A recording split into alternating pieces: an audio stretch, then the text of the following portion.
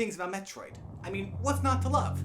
The genre, the atmosphere, the balance between helpful and merciless, the tough as nails and completely awesome space bounty hunter who is you! But today, I'd like to talk about But today, I'd like to talk about just one awesome thing about Metroid. Metroid is so late! All the time! See, Nintendo has this policy, which I like to call Merry Christmas! Where they release a console and a whole bunch of games as quickly as possible. Except for the 3DS, which proves my point. For several months after release, the 3DS was Nintendo's expensive paperweight. Thing is, Samus Returns didn't join the 3DS library until 2017. 6 years after the 3DS came out. And Metroid Dread didn't get announced until well after the Nintendo Switch got released. Why is that? I personally believe this is a conscious choice on the part of Nintendo. And furthermore, being late is not a weakness. Well, it is, but from an industry perspective, it is a superpower.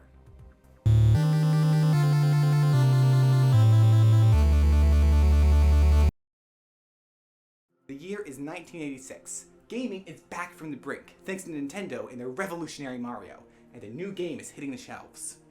At this point, I wasn't alive? So it's hard for me to imagine just how ahead of its time the original Metroid was. A game of this scale had never been done before, except by Legend of Zelda. A game with such dark atmosphere, epic conclusion, and surprise female protagonist had never been done before. Except by the horror movie Alien, which Metroid was inspired by. A game driven by powering up the player character through collectible tools found throughout the dungeon had never been done before. Except by every RPG ever. That is to say, Metroid distilled stacks of tried and true concepts and boiled them down into a clean and sophisticated product. Was it lacking in what other games would improve on? Sure. But what's important is how it innovated. Metroid was based on the best paradigms of the industry, and it gave gaming a good account. It helped pull it out of the gaming crash of '83, and it was begging to be followed up on. Metroid was produced by one of the fathers of Nintendo game design, Gunpei Yokoi, creator of the Game & Watch, and champion of a design philosophy known as lateral thinking of withered technology.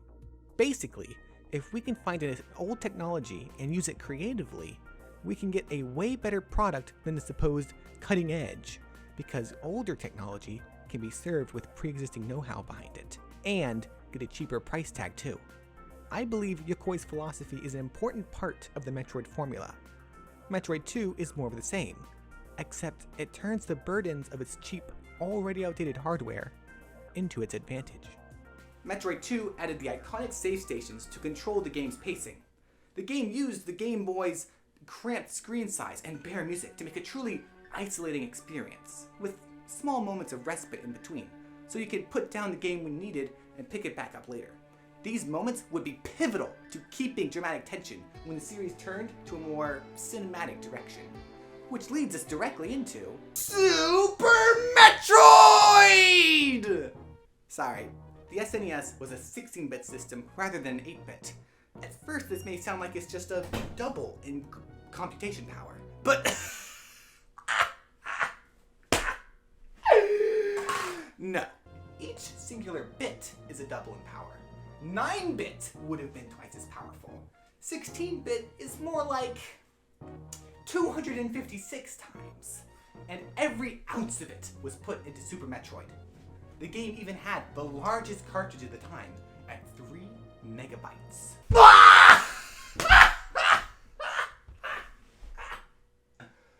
Those were the limitations of the time. The 16-bit architecture should only be able to hold up to 64 kilobytes. The fact that they were able to get to 3,000 is a huge achievement, which is why the 32-bit era was such an impending force in the 90s.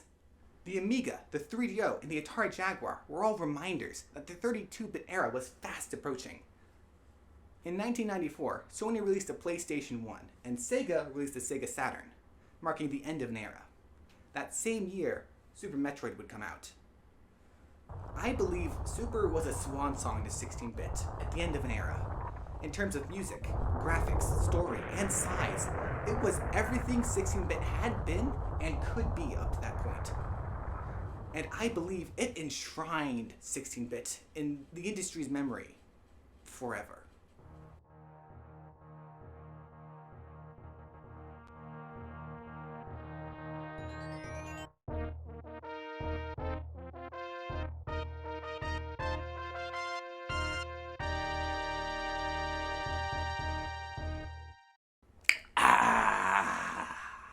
Metroid is special. Each installment builds on the last, and every edition is perfectly executed. And you're probably saying, Connor, games tend to do that? Sequels in this medium are smiled upon because they are seen as a launchpad for new features and polish. That's completely different! When I was in college, I became familiar with this thing known as the Gartner's Hype Cycle, and it applies to anything in technology. The Gartner's Hype Cycle describes how a feature or a technology changes in expectations over time. And it starts here. This is the innovation trigger. This is the thing that first shows that the tech is possible and it can exist.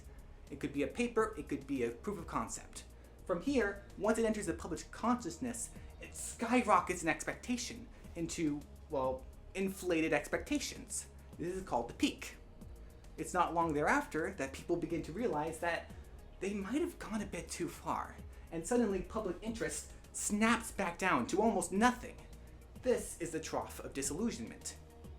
And slowly, the tech will continue to advance and develop until finally it reaches the plateau of productivity.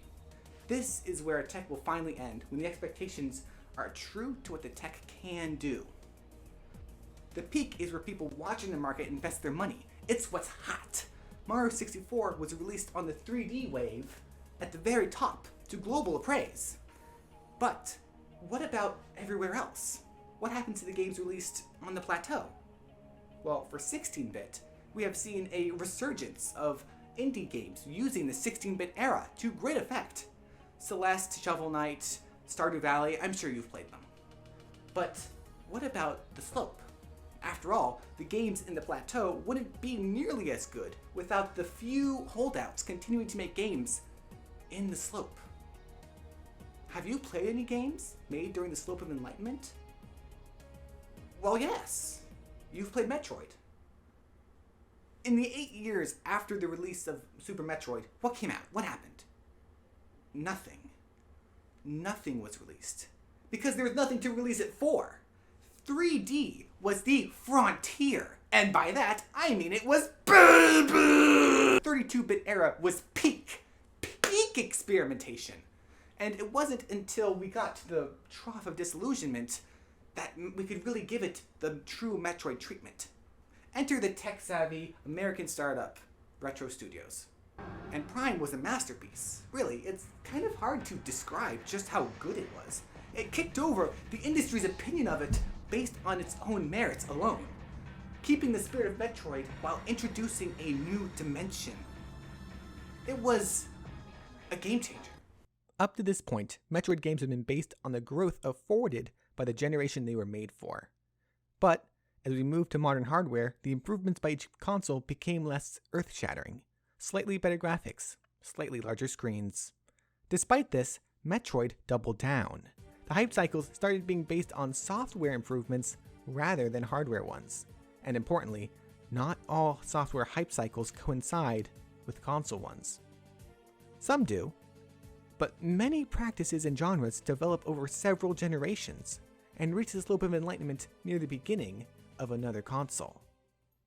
Later that same week, Metroid Fusion released on the Game Boy. Fusion was a more divisive masterpiece, but it still deserves its place on the Metroid canon. Fusion's hype cycle is an expertly crafted action platformer. Did you know that's what Metroid initially was? The first Metroid was an action platformer, not a Metroidvania. Well, I think that goes without saying, the genre was named after Metroid after all. Fusion refined platforming to its series, and even if we can't agree on Fusion's quality, can we all at least appreciate what Fusion brought to the table and gave to future installments? Starting in 2004, Nintendo started releasing Metroid games like that brain releasing SpaghettiOs. Just one. You got Zero Mission. Flawless! You got Metroid Prime 2. Masterpiece! You got Metroid Pinball. I think so. You got Metroid Prime Hunters. Wait for it. It was okay.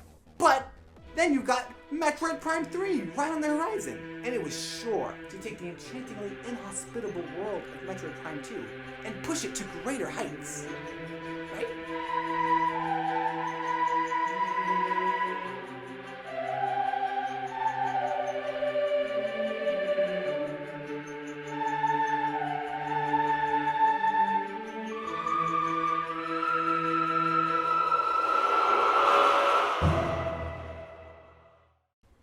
Metroid Prime 3 Corruption was fittingly named. For us, it's an example of what a Metroid game looks like when it abandons the hype cycle. Don't get me wrong, it's a great game, but it's just... It's not. Nintendo Production Group 3 was responsible for managing Retro Studios during the development of Prime 3, and it had a big impact on the development of the Wii. From Bawada asks, with Prime 3, because it was now made for the Wii, it was above all the controls that changed most.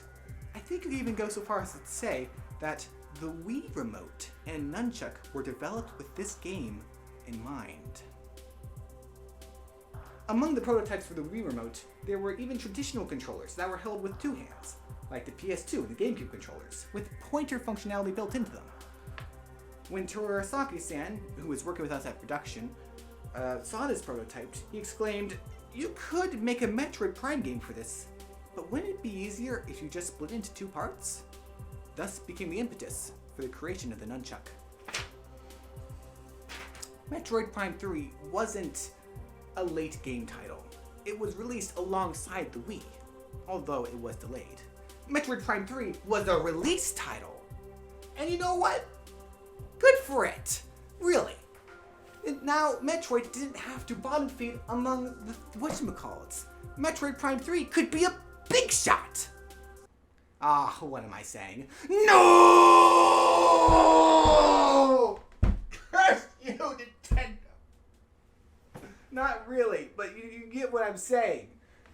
None of Metroid Prime 3's ideas were owned, like the other Metroid games owned their property. Super Metroid exhausted the idea of world building using every trick available to them. I get this, it's the game where you feel like even if they had a whole nother year to work on it, nothing would be changed. I don't get that sense from Metroid Prime 3. Was rotating a doorknob really the best you could do with motion controls? Corruption is a fine game, a great game even. It's okay to enjoy the beautiful things it puts into the world and not be happy with certain parts. For me, the execution was not done with intimacy. The game wasn't intimate with what motion controls could do and could be done with it. And the team made green decisions as a result.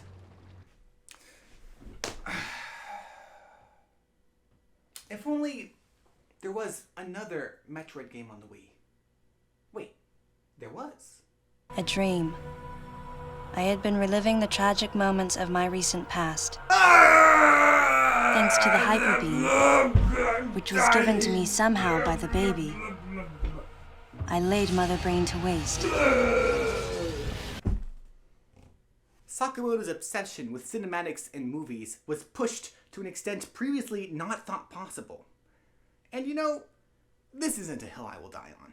For our purposes, what's important is that the game's hype cycle is pre-rendered cutscenes. And what's strange is that at times, it works. Times that enhance action and signal important information. Points where the camera is placed far away to give the moment cinematic tension.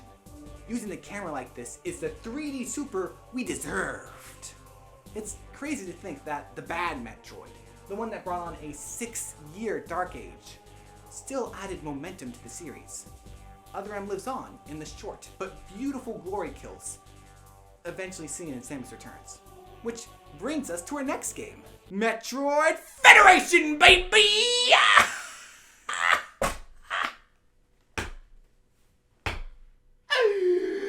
As Metroid gets older, certain hype cycles become incompatible. What do you do when the hype cycle you're trying to add is online multiplayer? Like, having friends? Samus doesn't have those! If you wanted to make a game so strange and put it in the Metroid canon, it will require an incredible amount of force. I dare say you'd need Metroid Prime.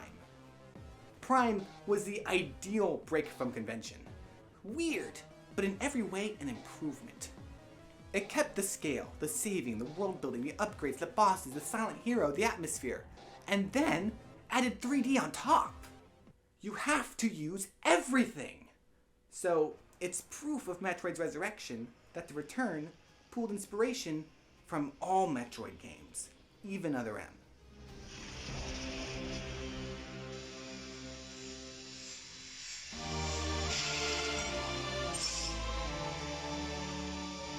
Alright, you've seen enough of these. What is Samus Returns' hype cycle? Any guesses? It's 2.5D. This technology is ancient, but it's been a long time coming, pulling 3D into 2D. And you know, Other M lives on in Samus Returns, and both Other M and Samus Returns are being used as momentum for the next Metroid game. That's right, it's finally time. Metroid Dread. The one I never saw coming. But it makes perfect sense. Metroid Fusion advanced the series towards AI, but SAX was just a toy. Fusion was a game about the platforming hype cycle, not the AI one. Nice! Sakamoto, back me up here. The SAX is a tremendous threat that Samus comes across many times over the course of Metroid Fusion. Each encounter, where Samus runs or hides from the SAX, was an in-game event that springs on the player. However, we thought, what would happen if we evolved this? When Sakamoto first got the idea for it, AI wasn't good enough to fulfill his intentions. The game has been waiting on the shelf for so long. But it's finally here, and lining up to be one of the best-selling Metroid games ever. But it could have sold better if it had been released earlier. And that's the kicker. Why? Making games for the Enlightenment slope is not a popular marketing strategy, and for good reason. It's a cost that barely pays itself off, and gives you nothing if you do it badly. Let other games pay the upfront costs of reinvigorating the genre, then you can reap the benefits in the plateau. But it's worked really well for Metroid, hasn't it? Not many games get a genre named after them. And that's when it hit me. Metroid's value isn't money, it's timelessness. For every hype cycle, there are two bookends. The classics and the masterpieces. The beginning defines what can be done, but the ending defines what should. Metroid is an influence as much as it is a series. When we as an industry go back to a game made in the 90s for instruction, you know you've done right. In conclusion, every Metroid is special for introducing a new tech that is both old and underappreciated, and giving it a permanent home in the Metroid tradition. But these techs have to be compatible with the existing Metroid pathos, otherwise the game will flop. And lastly, Metroid games set a precedent for their cycles that inspire masterpieces years down the road. Metroid guards the bar and keeps it high, even after all these years. As a Metroid fan, I have every reason to be hopeful for the future. What hype cycles will the series cover next? Personally, I'm hoping the VR hype cycle will get picked up, so we can get a truly immersive Metroid Prime experience. But can you think of any? I would love to hear which you wouldn't be most excited for. Okay, thank you for watching my trash. Bye!